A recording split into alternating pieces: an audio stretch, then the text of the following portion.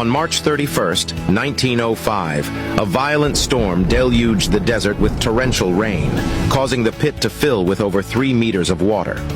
Remarkably, within a few hours after the storm subsided, the water level in the pit abruptly dropped by 1 meter. Barsanti confidently posited that this sudden change indicated water seepage into concealed subterranean chambers beneath the pit. Despite the intensified effort that they've exerted in excavating the site, it proved to be exceedingly challenging. The immense size and weight of the blocks, coupled with their firm mortar seal and intricate interlocking pattern, posed formidable obstacles. By late 1906, Barsanti faced financial depletion, compelling him to halt the excavation and disband his team. For years to come, he tirelessly sought additional funding, ardently conveying to anyone who would lend an ear that he stood on the brink of a momentous discovery.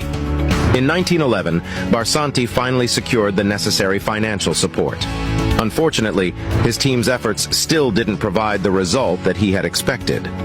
Once again, the financial resources dwindled before the mystery could be solved. Barsanti was compelled to search the world for a new benefactor. However, his plans were thwarted by the outbreak of World War I, which brought exploration in Egypt to a standstill.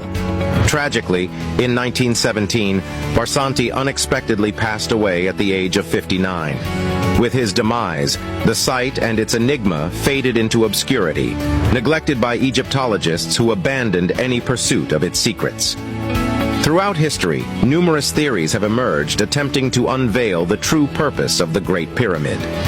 One particularly remarkable theory emerged in the 1960s, introduced by Edward Kunkel. In 1962, Kunkel published a groundbreaking book titled Pharaoh's Pump, which sent shockwaves through the field of Egyptology.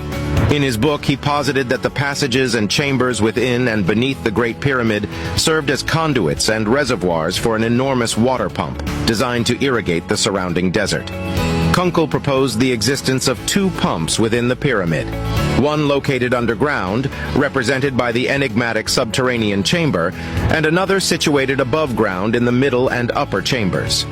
These pumps, working in tandem, would create 2 streams that would exit the pyramid through shafts on its north and south sides. Naturally, Kunkel's theory faced considerable skepticism. Despite this, Kunkel's work caught the attention of engineers who, unrestricted by the conventions of mainstream Egyptology, began to scrutinize his ideas more closely. They recognized that while Kunkel's 2-pump concept might not have been feasible, a ram pump could potentially make sense. A ram pump is a simple device, utilized for centuries, that employs 2 moving parts and the force of gravity to transport water from a reservoir to another location. Could it be plausible that the builders of the Great Pyramid had created a ram pump on such an immense scale? This is now how we connect the dot to the mystery of the Zayat El Aryan. It has been proposed that the site in question was not a partially constructed pyramid, but rather a designated outflow area where water pumped by the Great Pyramid was directed.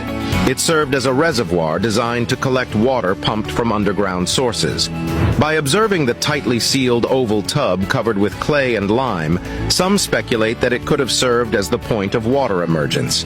It is plausible that the tub was sealed during a period when the pump was no longer in operation to prevent leakage.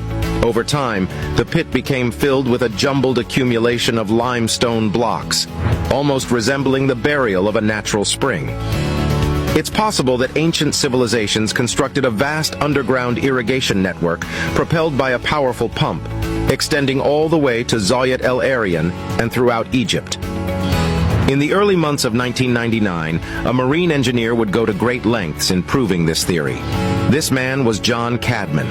He was intrigued by the Book of Kunkel, so he decided to construct a scale model of the pyramid using his years of experience in hydraulics. He specifically focused on the subterranean chamber to test its viability as a water pump. In July of 1999, he initiated the construction of his first model, utilizing a nearby river as the water source. After many attempts, he was able to successfully pump water on his model. This unequivocally proved to Cadman that the Great Pyramid could indeed operate as an immense water pump. He emphatically asserted that the creators of the subterranean chamber within the Great Pyramid possessed a profound understanding of their undertaking and executed it deliberately. As Cadman conducted further research, his working model revealed an unexpected discovery. Encased in concrete, the pump generated a vertical compression wave, akin to a recurring heartbeat-like thump that could be sensed 20 feet away through the ground and heard over 100 feet away. This discovery marked a paradigm shift. If the subterranean chamber of the Great Pyramid produced pulse waves, these waves would have propagated through the granite upper chambers and passages, resulting in ionization within the atmosphere due to granite's reflective properties. In essence, this process would have generated an electric field. In simpler terms, the pulses created by the subterranean pump would have interacted with the pyramid's granite, producing electricity. Consequently, Cadman not only demonstrated the Great Pyramid's ability to function as a water pump for irrigation purposes in ancient Egypt, but also suggested that it had the capacity to generate electricity. Some researchers came to the conclusion that the pit at Zoyat El Aryan was linked to the Great Pyramid through underground tunnels. However, these tunnels may have served a different purpose than irrigation.